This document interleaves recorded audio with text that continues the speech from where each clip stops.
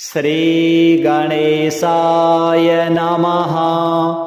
अथ श्री शुक्रकवचं विनियोगः। ॐ अस्य श्री शुक्रकवच स्तोत्रमन्त्रस्य भारद्वाज ऋषिः अनुष्टुप् छन्दः। श्री शुक्रो देवता शुक्रप्रीत्यर्थे जपे विनियोगः। ध्यानं मृणालकुन्देन्दुपयोजसुप्रभं पीताम्बरं प्रसृतमक्षमालिनं समस्तशास्त्रार्थविधिं महान्तं ध्यायेत् कविं वाञ्छितमर्थसिद्धये। शुक्राय नमः। कवचम्। ॐ शिरो मे भार्गवः पातु, भालं पातु ग्रहाधिपः। नेत्रे दैत्यगुरुः पातु, श्रोत्रे मे चन्दनद्युतिः। पातु मे नासिकां काव्यो, वदनं दैत्यवन्दितः। वचनं चोषणः पातु, कण्ठं श्रीकण्ठभक्तिमान्।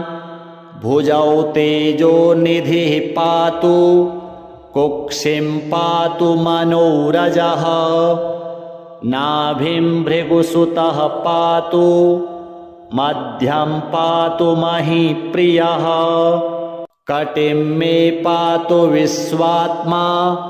ऊरू मे सुरपूजितः। जानुं जाढ्यहरः पातु, जङ्घे ज्ञानवतां वरः। गुल्फौ गुणनिधिः पातु, पातु पादौ वराम्बरः। सर्वाणि अङ्गानि मे पातु, स्वर्णमाला परिष्कृतः। य इदं कवचं दिव्यं पठति श्रद्धयान्वितः, न तस्य जायते पीडा भार्गवस्य प्रसादतः। श्रीशुक्रदेवार्पणमस्तु। शिरो मे भार्गवः पातु, भालं पातु ग्रहाधिपः। नेत्रे दैत्यगुरुः पातु, श्रोत्रे मे चन्दनद्युतिः। पातु मे नासिकां काव्यो, वदनं दैत्यवन्दितः। वचनं चोषणः पातु, कण्ठं श्रीकण्ठभक्तिमान्। भुजौ तेजोनिधिः पातु, कुक्षिं पातु मनोरजः। नाभिं भृगुसुतः पातु, मध्यं पातु महीप्रियः। कटिं मे पातु विश्वात्मा, ऊरू मे सुरपूजितः। जानुं जाढ्यहरः पातु, जङ्घे ज्ञानवतां वरः। गुल्फौ गुणनिधिः पातु, पातु पादौ वराम्बरः। सर्वाणि अङ्गानि मे पातु, स्वर्णमाला परिष्कृतः। य इदं कवचं दिव्यं पठति श्रद्धयान्वितः, न तस्य जायते पीडा भार्गवस्य प्रसादतः। श्रीशुक्रदेवार्पणमस्तु। शिरो मे भार्गवः पातु, भालं पातु ग्रहाधिपः। नेत्रे दैत्यगुरुः पातु, श्रोत्रे मे चन्दनद्युतिः।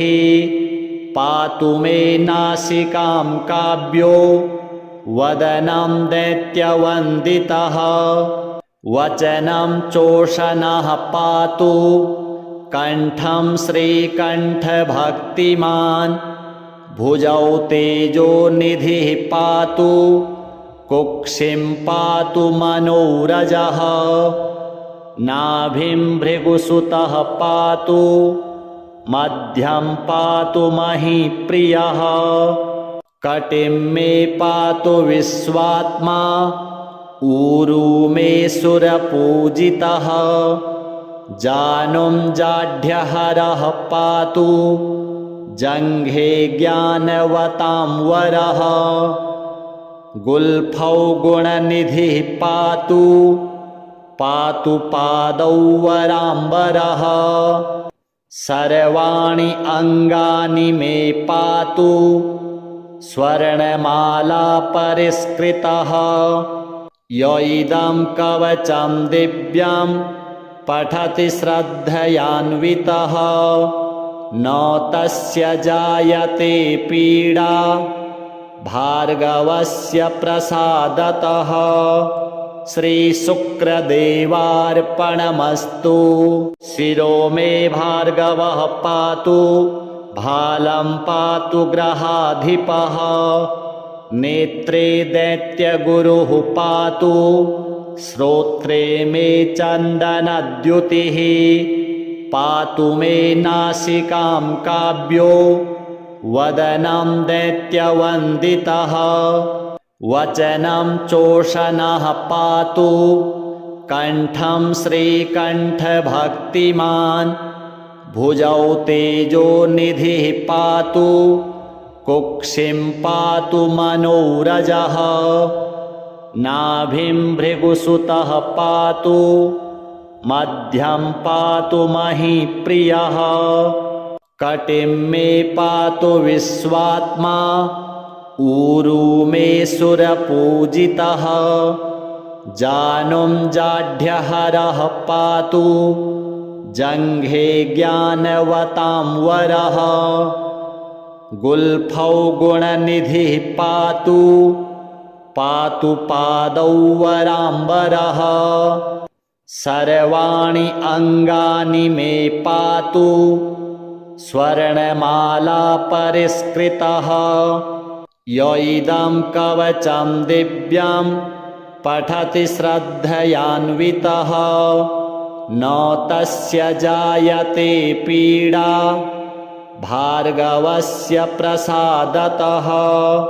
श्रीशुक्रदेवार्पणमस्तु। शिरो मे भार्गवः पातु भालं पातु ग्रहाधिपः नेत्रे दैत्यगुरुः पातु श्रोत्रे मे चन्दनद्युतिः पातु मे नासिकां काव्यो वदनं दैत्यवन्दितः वचनं चोषणः पातु कण्ठं श्रीकण्ठभक्तिमान् भुजौ तेजोनिधिः पातु कुक्षिं पातु मनोरजः नाभिं भृगुसुतः पातु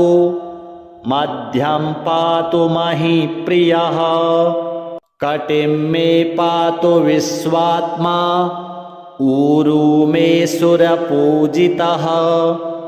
जानुं जाढ्यहरः पातु जङ्घे ज्ञानवतां वरः गुल्फौ गुणनिधिः पातु पातु पादौ वराम्बरः सर्वाणि अङ्गानि मे पातु स्वर्णमाला परिष्कृतः य इदं कवचं दिव्यं पठति श्रद्धयान्वितः न तस्य जायते पीडा भार्गवस्य प्रसादतः श्रीशुक्रदेवार्पणमस्तु। शिरो मे भार्गवः पातु भालं पातु ग्रहाधिपः नेत्रे दैत्यगुरुः पातु श्रोत्रे मे चन्दनद्युतिः पातु मे नासिकां काव्यो वदनं दैत्यवन्दितः वचनं चोषणः पातु कण्ठं श्रीकण्ठभक्तिमान् भुजौ तेजोनिधिः पातु कुक्षिं पातु मनोरजः नाभिं भृगुसुतः पातु मध्यं पातु महीप्रियः कटिं मे पातु विश्वात्मा ऊरू मे सुरपूजितः जानुं जाढ्यहरः पातु जङ्घे ज्ञानवतां वरः गुल्फौ गुणनिधिः पातु पातु पादौ वराम्बरः सर्वाणि अङ्गानि मे पातु स्वर्णमाला परिष्कृतः य इदं कवचं दिव्यं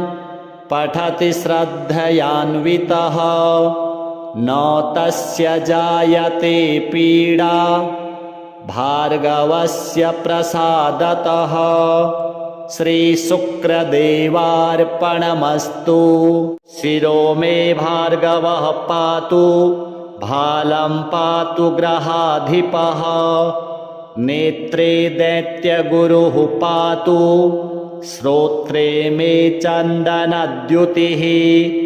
पातु मे नासिकां काव्यो वदनं दैत्यवन्दितः वचनं चोषणः पातु कण्ठं श्रीकण्ठभक्तिमान् भुजौ तेजोनिधिः पातु कुक्षिं पातु मनोरजः नाभिं भृगुसुतः पातु मध्यं पातु महीप्रियः कटिं मे पातु विश्वात्मा ऊरू मे सुरपूजितः जानुं जाढ्यहरः पातु जङ्घे ज्ञानवतां वरः गुल्फौ गुणनिधिः पातु पातु पादौ वराम्बरः सर्वाणि अङ्गानि मे पातु स्वर्णमाला परिष्कृतः य इदं कवचं दिव्यं पठति श्रद्धयान्वितः न तस्य जायते पीडा भार्गवस्य प्रसादतः श्रीशुक्रदेवार्पणमस्तु शिरो मे भार्गवः पातु भालं पातु ग्रहाधिपः नेत्रे दैत्यगुरुः पातु श्रोत्रे मे चन्दनद्युतिः पातु मे नासिकां काव्यो वदनं दैत्यवन्दितः वचनं चोषणः पातु कण्ठं श्रीकण्ठभक्तिमान् भुजौ तेजोनिधिः पातु कुक्षिं पातु मनोरजः नाभिं भृगुसुतः पातु मध्यं पातु महीप्रियः कटिं मे पातु विश्वात्मा ऊरू मे सुरपूजितः जानुं जाढ्यहरः पातु जङ्घे ज्ञानवतां वरः गुल्फौ गुणनिधिः पातु पातु पादौ वराम्बरः सर्वाणि अङ्गानि मे पातु स्वर्णमाला परिष्कृतः य इदं कवचं दिव्यं पठति श्रद्धयान्वितः न तस्य जायते पीडा भार्गवस्य प्रसादतः श्रीशुक्रदेवार्पणमस्तु शिरो मे भार्गवः पातु भालं पातु ग्रहाधिपः नेत्रे दैत्यगुरुः पातु श्रोत्रे मे चन्दनद्युतिः पातु मे नासिकां काव्यो वदनं दैत्यवन्दितः वचनं चोषणः पातु कण्ठं श्रीकण्ठभक्तिमान् भुजौ तेजोनिधिः पातु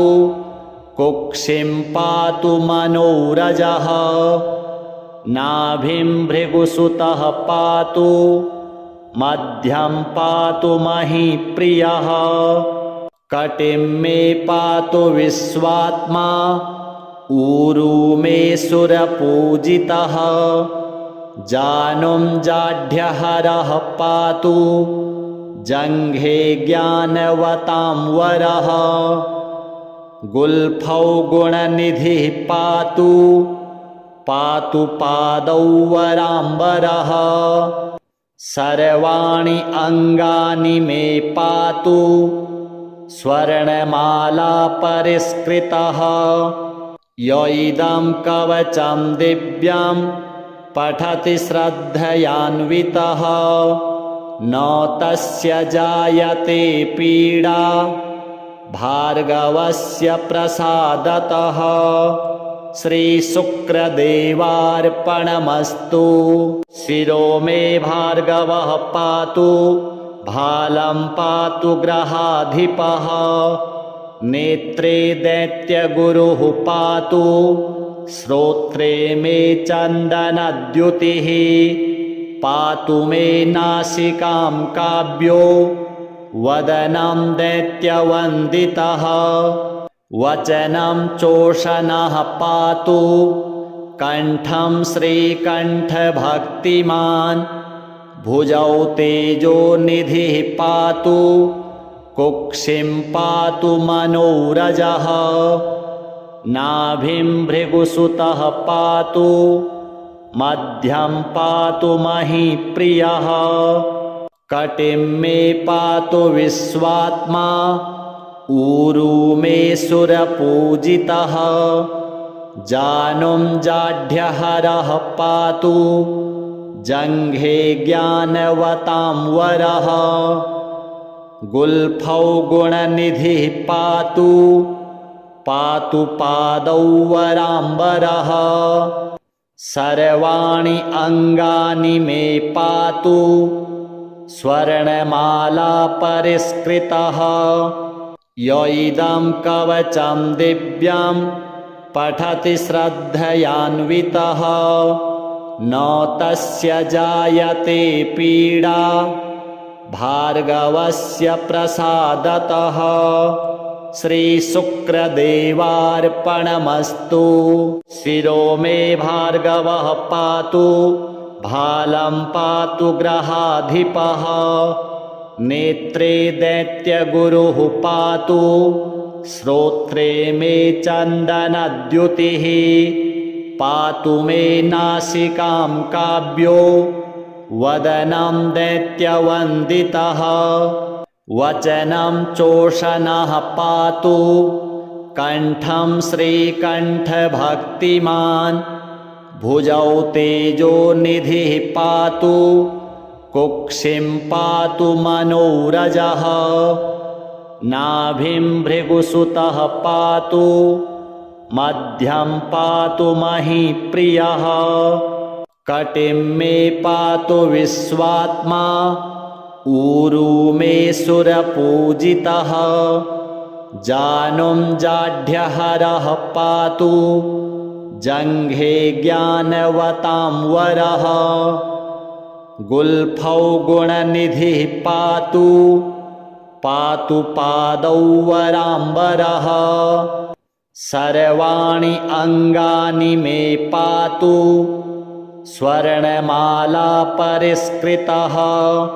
य इदं कवचं दिव्यं पठति श्रद्धयान्वितः न तस्य जायते पीडा भार्गवस्य प्रसादतः श्रीशुक्रदेवार्पणमस्तु शिरो मे भार्गवः पातु भालं पातु ग्रहाधिपः नेत्रे दैत्यगुरुः पातु श्रोत्रे मे चन्दनद्युतिः पातु मे नासिकां काव्यो वदनं दैत्यवन्दितः वचनं चोषणः पातु कंठं श्रीकण्ठभक्तिमान् भुजौ तेजोनिधिः पातु कुक्षिं पातु मनोरजः नाभिं भृगुसुतः पातु मध्यं पातु महीप्रियः कटिं मे पातु विश्वात्मा ऊरू मे सुरपूजितः जानुं जाढ्यहरः पातु जङ्घे ज्ञानवतां वरः गुल्फौ गुणनिधिः पातु पातु पादौ वराम्बरः सर्वाणि अङ्गानि मे पातु स्वर्णमाला परिष्कृतः य इदं कवचं दिव्यं पठति श्रद्धयान्वितः न तस्य जायते पीडा भार्गवस्य प्रसादतः श्रीशुक्रदेवार्पणमस्तु शिरो मे भार्गवः पातु भालं पातु ग्रहाधिपः नेत्रे दैत्यगुरुः पातु श्रोत्रे मे चन्दनद्युतिः पातु मे नासिकां काव्यो वदनं दैत्यवन्दितः वचनं चोषणः पातु कंठं श्रीकण्ठभक्तिमान् भुजौ तेजोनिधिः पातु कुक्षिं पातु मनोरजः नाभिं भृगुसुतः पातु मध्यं पातु महीप्रियः कटिं मे पातु विश्वात्मा ऊरू मे सुरपूजितः जानुं जाढ्यहरः पातु जङ्घे ज्ञानवतां वरः गुल्फौ गुणनिधिः पातु पातु पादौ वराम्बरः सर्वाणि अङ्गानि मे पातु स्वर्णमाला परिष्कृतः य इदं कवचं दिव्यं पठति श्रद्धयान्वितः न तस्य जायते पीडा भार्गवस्य प्रसादतः श्रीशुक्रदेवार्पणमस्तु शिरो मे भार्गवः पातु भालं पातु ग्रहाधिपः नेत्रे दैत्यगुरुः पातु श्रोत्रे मे चन्दनद्युतिः पातु मे नासिकां काव्यो वदनं दैत्यवन्दितः वचनं चोषणः पातु कंठं श्रीकण्ठभक्तिमान् भुजौ तेजोनिधिः पातु कुक्षिं पातु मनोरजः नाभिं भृगुसुतः पातु मध्यं पातु महीप्रियः कटिं मे पातु विश्वात्मा ऊरू मे सुरपूजितः जानुं जाढ्यहरः पातु जङ्घे ज्ञानवतां वरः गुल्फौ गुणनिधिः पातु पातु पादौ वराम्बरः सर्वाणि अङ्गानि मे पातु स्वर्णमाला परिष्कृतः य इदं कवचं दिव्यं पठति श्रद्धयान्वितः न तस्य जायते पीडा भार्गवस्य प्रसादतः श्रीशुक्रदेवार्पणमस्तु शिरो मे भार्गवः पातु भालं पातु ग्रहाधिपः नेत्रे दैत्यगुरुः पातु श्रोत्रे मे चन्दनद्युतिः पातु मे नासिकां काव्यो वदनं दैत्यवन्दितः वचनं चोषणः पातु कण्ठं श्रीकण्ठभक्तिमान् भुजौ तेजोनिधिः पातु कुक्षिं पातु मनोरजः नाभिं भृगुसुतः पातु मध्यं पातु महीप्रियः कटिं मे पातु विश्वात्मा ऊरू मे सुरपूजितः जानुं जाढ्यहरः पातु जङ्घे ज्ञानवतां वरः गुल्फौ गुणनिधिः पातु पातु पादौ वराम्बरः सर्वाणि अङ्गानि मे पातु स्वर्णमाला परिष्कृतः य इदं कवचं दिव्यं पठति श्रद्धयान्वितः न तस्य जायते पीडा भार्गवस्य प्रसादतः श्रीशुक्रदेवार्पणमस्तु शिरो मे भार्गवः पातु भालं पातु ग्रहाधिपः नेत्रे दैत्यगुरुः पातु श्रोत्रे मे चन्दनद्युतिः पातु मे नासिकां काव्यो वदनं दैत्यवन्दितः वचनं चोषणः पातु कण्ठं श्रीकण्ठभक्तिमान् भुजौ तेजोनिधिः पातु कुक्षिं पातु मनोरजः नाभिं भृगुसुतः पातु मध्यं पातु महीप्रियः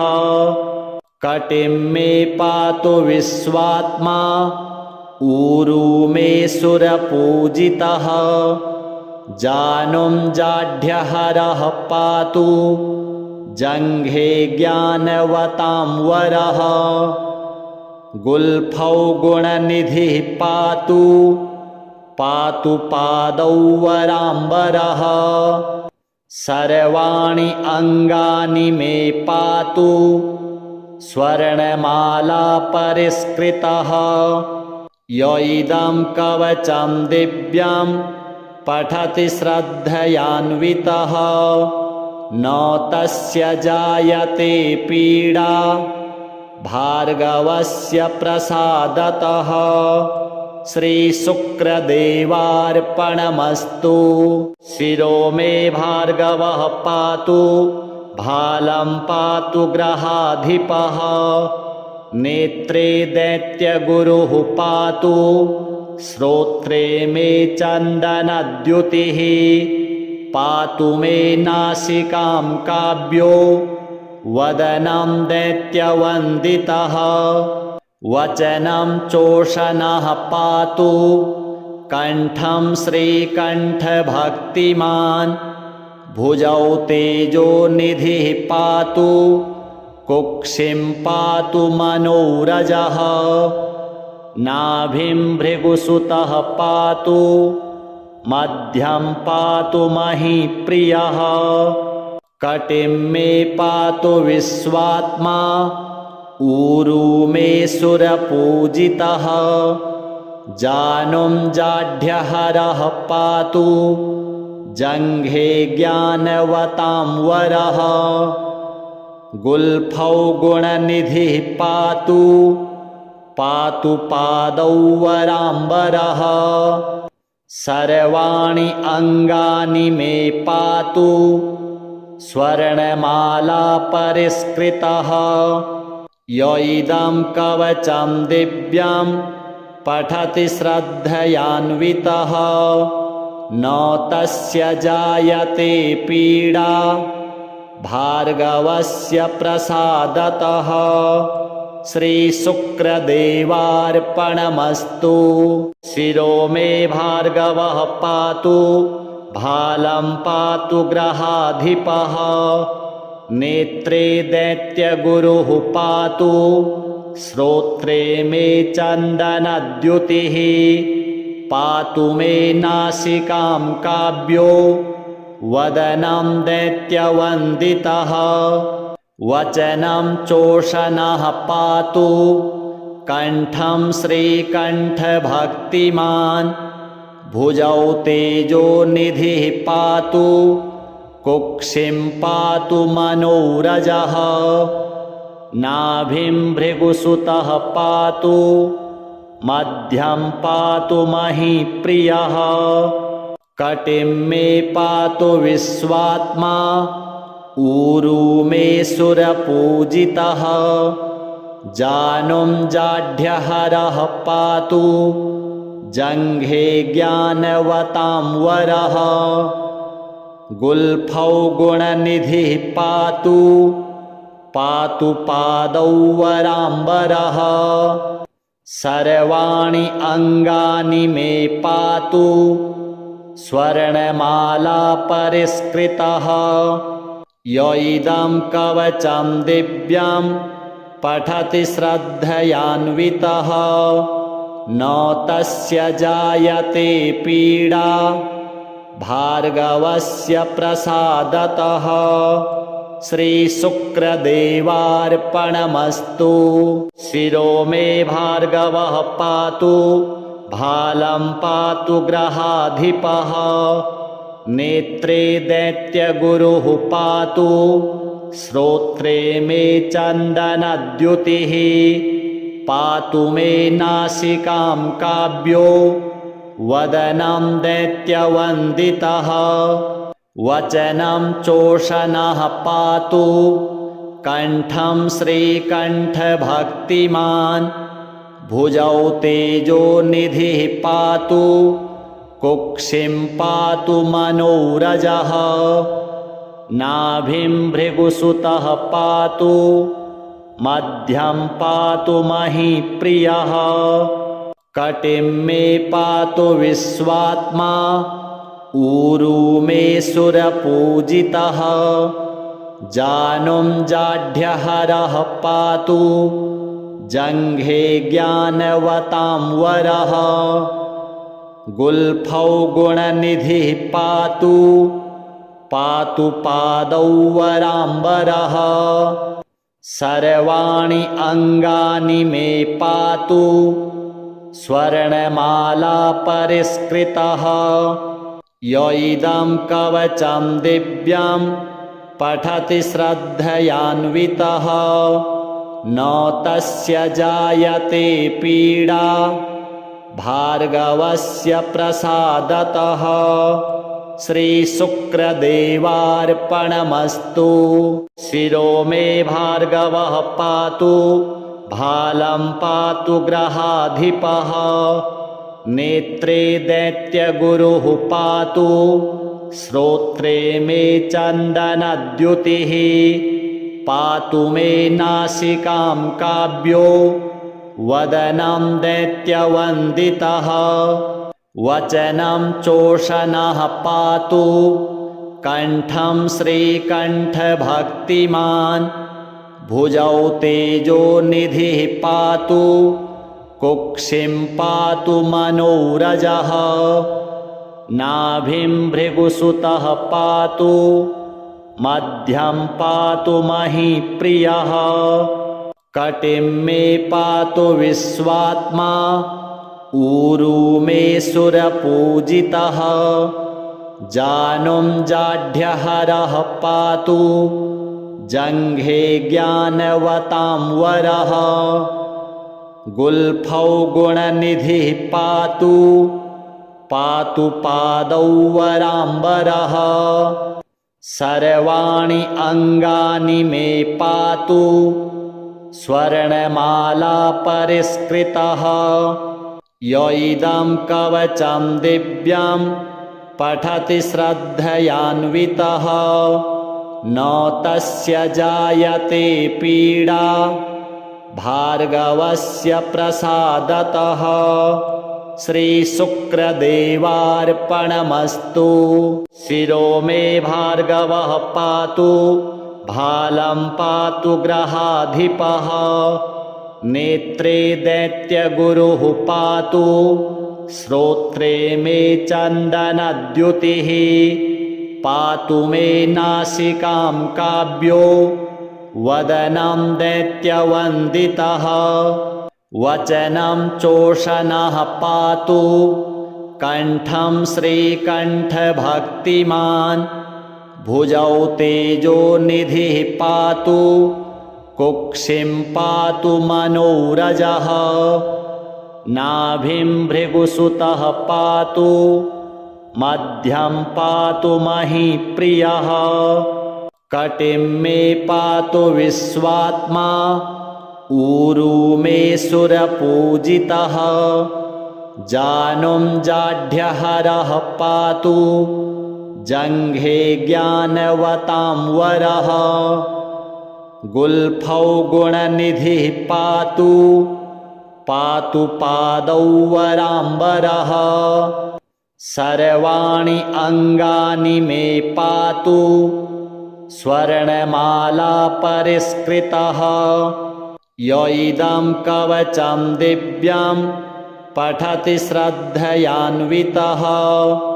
न तस्य जायते पीडा भार्गवस्य प्रसादतः श्रीशुक्रदेवार्पणमस्तु।